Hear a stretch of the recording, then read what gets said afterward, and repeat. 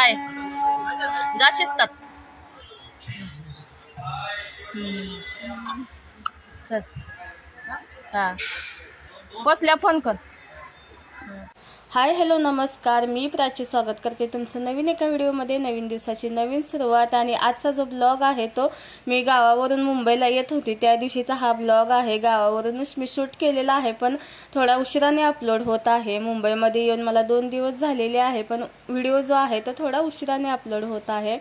तर आई माझ्यासाठी ना म्हणजे केसांसाठी माझ्या तेल बनवत होती. तर आयुर्वेदिक तेल बनवते. तर ह्याला ना लवाळ्याच्या बिया बोलतात. हे शेतामध्ये भेटतं. तर आई घेऊन आलेली आहे. तर त्याचं आता तेल बनवणार आहे. तर पूर्ण व्हिडिओ बघा. आणि जर व्हिडिओ आवडला तर व्हिडिओला लाईक आणि चॅनलला सबस्क्राईब करायला अजिबात विसरू नका. आणि ह्या लवाळ्याच्या बिया ज्या आहेत ते चेचून घेते. आणि हे आपल्याला चेचून घेतल्यानंतर मिक्सरमध्ये वाटायचं आहे. आणि असंच जर मिक्सरमध्ये वाटलं तर ते मिक्सर खराब होण्याची शक्यता असते. त्याच्यामुळे थोड्या ना असं ठेचून घेते बिया. नंतर मग हे मिक्सरमध्ये बारीक वाटून घ्यायचं आहे. एकदम बारीकाची पावडर होते. तर पावडर बनवून घ्यायची आहे. तर आमच्या आईचे केस बघू शकताय कसे आहेत, एकदम दाट आणि काळे भोर. अजून पण तिच्यामध्ये इतके छान केस आहेत. माझ्या ह्याच्यातले अर्धे पण नाही आहेत केस. तर आईचे आमच्या खूप असे म्हणजे केस असे मोठे आणि दाट आहेत. तर आई बोलते म्हणजे माझे केस जे आहेत ना असे विरळ झालेले आहेत. आणि केसांची गळती पण जास्त माझ्या व्हायला लागली. मी खूप सारं असं तेल वापरलेलं आहे, पण फरक काय पडलेला नाही. पण आता आई बोलते की हे वापरून बघ, केसाची गळती कमी होईल आणि दाट पण होतील केस. तर त्याच्यामुळे आईनं हे रानातून शोधून शोधून आणलेलं आहे. आणि आता त्याचं तेल बनवायला लागले. तर हे मिक्सरमध्ये वाटून चाळून घेतलं. आणि नंतर मग ह्या बॉटलमध्ये भरते. आणि खोबरेल तेलाची बाटली आहे ही पूर्ण ह्याच्यामध्ये ओतून घेतलेलं आहे तिने. तर 175 ml तेल आहे हे. तर ह्याच्यामध्ये ते बाटलीमध्ये ओतते. तर हे झाकण निघत नाही, खोबरेल तेलाची बाटली झाकण निघलं नाही, त्याच्यामुळे ह्या बाटलीमध्ये तिनं ते ओतलेलं आहे. आणि छान असं तेल आणि पावडर हे मिक्स केलं. आणि 1 दिवस तरी त्याला असं म्हणजे मुरायला ठेवायचं आहे. नंतर मग हे वापरू शकतो. तर छान असं तेल झालेलं आहे. तर बघूया काय रिझल्ट लागतो. आणि रिझल्ट लागला तर मी तुम्हाला सांगेनच. तर आईनं म्हणजे आईला एवढा विश्वास आहे की ते तेलानं असं केस छान अशी दाट होतील. तर आईनं ना आता पीठ दळून आणलेले आहेत तिकडे मुंबईला नेण्यासाठी. तर पाणी पण बघा कसं गळायला लागलंय. पाऊस चालू आहे. वरती कागद टाकलाय तरी पण ना गळते. इथं सिमेंट पण लावलंय तरी पण त्याच्यातून पाजरून असं खाली पाण्याचे थेंब पडायला लागलेलं आहे. तर इथं पातेले वगैरे लावलेले आहेत. आणि आज आठवडी बाजार होता आमच्या इथला. तर आईनं भाजी वगैरे सगळी घेऊन आलेली आहे. तर काय काय भाजी आणलेल्या आहेत ते पण तुम्हाला दाखवते. तर आमच्या इकडे गावाला कसं रोज रोज भाज्या भेटत नाही. आठवड्यातून एकदाच भाजीपाला भेटतो. आणि आठवड्याभराचं एकदमच भरून ठेवावं लागतं. नंतर मग आधीमध्ये तुम्हाला भेटणारच नाही. मग एक शहरात जावं लागतं. असं जर काय पाहिजेच असेल तुम्हाला, असं कार्यक्रम वगैरे असेल तर आणावंच लागतं. तेव्हा ना मग शहरात जाऊन आणावं लागतं. आमचं गाव काय जास्त मोठं नाही, छोटंच आहे. आठवड्यातून एकदाच तुम्हाला भाजीपाला भेटणार. तर तुम्हाला दाखवते आता काय काय आणलेलं आहे ते. तर हे बघा, लसूण, कांदे, टोमॅटो, बटाटे, सगळ्या भाज्या ज्या आहेत त्या सगळ्या थोड्या थोड्या आणलेल्या आहेत. म्हणजे एक आठवड्याभरच चालेल एवढ्या भाज्या घेऊन आलेली आहे. वडापाव आणलेला आहे. तर वडापाव पण असं पहिला भेटत नव्हता. असं म्हणजे वडापाव आठवड्यातून एकदाच भेटायचा. पण वडापाव आता कसं रोज भेटतो. इथं 1-2 दुकान पण झालेले आहेत, तिथं भेटतो. तर चला आता वडापाव खाऊन घेते. आणि आमच्या ना घराच्या समोर साप निघालेला होता. तर बघू शकता किती मोठा आहे. आणि हे दादांना बोलवलं, हे दुसऱ्या गावचे आहे. तर ते साप पकडतात. तर नाग आहे हा, खूप मोठा नाग आहे. दिसत असेल तुम्हाला इतका छोटा, पण खूप डेंजरस होता. आणि त्याचा आवाज असा फस असा काढत होता की नाही, ते खूप विचित्र प्रकार होता. आणि पहिल्यासारखं असं कोण मारत वगैरे नाही सापांना आता. तर हे दादा म्हणजे असतात ना, ते येतात, कॉल केला की लगेच येतात ते. आणि हे पकडून ना त्यांना परत तिकडे जंगलामध्ये सोडतात. तर पहिल्यासारखं कोण मारत वगैरे नाही. ह्यांचा पण एक जीव असतो.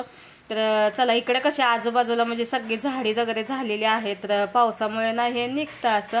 आणि इथं जास्त कोण पडकी घरच जास्त झालेले आहेत. आणि आमच्या घराच्या समोरच हे घर आहे. आणि तिथं निघालं आहे. तर त्यांच्या मुलगीनंच बघितलं, झोपलेली होती आणि वरती त्या कपाटावरती होता. तर चला आता हे दादा त्याला ना बरणीमध्ये भरून त्याला ना जंगलामध्ये सोडणार आहेत. आणि आता संध्याकाळचे वाजलेले आहेत 7 आणि खूप असा अंधार झालेला आहे आणि पाऊस पण पडायला लागलाय त्याच्यात आणि लाईटीचा जरा प्रॉब्लेम आहे, त्याच्यामुळे तुम्हाला व्हिडिओ पण थोडासा ब्लर दिसेल. तर आई काय सामान भरायला लागले. माहेरी आलं म्हटल्यावर आपण रिकाम्या हाताने कधी जातच नाही, घरी काय ना काय ती आपल्या आईनं आपल्यासाठी देतच असते. तर तिचं चाललेलं आहे ते काय भरायचं. तर तुम्हाला तिथे गेल्यानंतर मुंबईत दाखवते की काय आईनं दिलेलं आहे ते. आणि त्यात माझी तब्येत पण त्या दिवशी खूप अशी खराब झालेली, पूर्ण डोकं नाक वगैरे एकदम जाम झालेलं, नुसतं असं नाकातून पाणी पडत होतं, इतकं असं जाम झालेलं होतं वाऱ्यानं. इकडलं म्हणजे प्रवास झाला इकडून तिकडं आणि इथं आल्यानंतर पण माझा खूप असं म्हणजे असं प्रवास झालेला आहे, इकडे जा तिकडे जा, त्याच्यामुळे ना थोडी तब्येत पण बिघडली ह्याच दिवशी. तर चला आता सगळे कपडे वगैरे आत्ताच मी पॅक करून घेते, उद्या सकाळी निघणार आहे, तर लवकर निघणार आहे, त्याच्यामुळे आता सगळं भरून ठेवते. निघालेली आहे मुंबईला आणि आता वाजलेले आहेत 7. तर 7 वाजून 10 मिनिटं झालेली आहेत. 7:30च्या आसपास बस येते आणि इथं बॅगा वगैरे सगळ्यात तयार आहेत. एक सुटकेस आहे आपली आणि एक गोणी आहे. तर एवढ्याच 2 आहेत, पण ह्या गोणीमध्ये भरपूर असं वजन झालेलं आहे आणि बाहेर पाऊस पण लागलाय. आम्हाला दाखवते, तर बाहेर पाऊस पण लागलाय, त्याच्यामुळे जरा हालत खराबच होणार आहे. तर बघूया कसा प्रवास होतोय. मुंबईला येताना खूप असं म्हणजे डेंजर प्रवास झालेला. आई येणार आहे सोडायला मिरज पर्यंत आणि तिथून मग ती परत येईल ट्रेन मध्ये बसून. तर चल बाय बाय कर, बाय बाय. तर चला पुढचा प्रवास कसा होतोय ते बघूया. तर आता इथून निघते घरातून. चला चला चला, येतंय की घेता आले, येतंय गाडीत.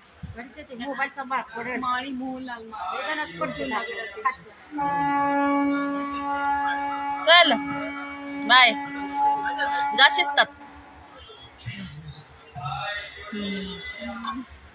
चल हा बसल्या फोन कर.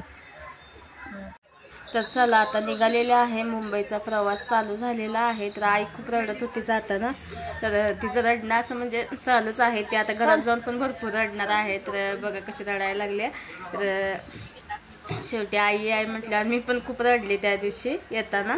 तर चला निघालेली आहे मी आता मिरज जंक्शनवरून आणि नंतर मग बघूया, जर शूट करता आलं तरच करेल. आणि आता आहे ना आईनं जेवणामध्ये काय दिलेलं आहे दाखवते तुम्हाला. तर मला माहित नव्हतं काय दिलेलं आहे ते. तर तिनंच ना डब्बा वगैरे पण भरून ठेवलेला होता. मी उठायच्या आधी तिनं स्वयंपाक पण करून ठेवलेला. तर मुगाची आणि बटाट्याची भाजी बनवलेली आणि चपाती. तर भरपूर अशी गर्दी पण आहे ट्रेनमध्ये. आणि आजचा दुसरा दिवस आहे. काल काय रात्री आल्यानंतर मला काही शूट करायला जमलंच नाही, तब्येत पण खराब होते. त्यात हवेनं जास्तच अशी तब्येत खराब झालेली आणि पाऊस पण पडत होता, त्याच्यामुळे नाही शूट करायला जमलं. तर आईनं काय दिले ते दाखवते. तर ही आहे हरभऱ्याची डाळ आणि हा पियूसाठी डब्बा दिलेला आहे. ही आहे उडदाची डाळ, तर सालं काढलेली नाही ह्याची, सालीसकट आहे ती. आणि हे आहे ते लिक्विड आहे लादी पुसण्याचा. तर 3 बाटल्या घेतलेल्या होत्या तिने, त्यातल्या 2 मला दिलेल्या आहेत. आणि लोणचं दिलेलं आहे, घरीच आईनं लोणचं बनवलेलं होतं, तर त्यातलं थोडंसं मी लोणचं घेऊन आले. सगळंच घेऊन जा बोलत होते.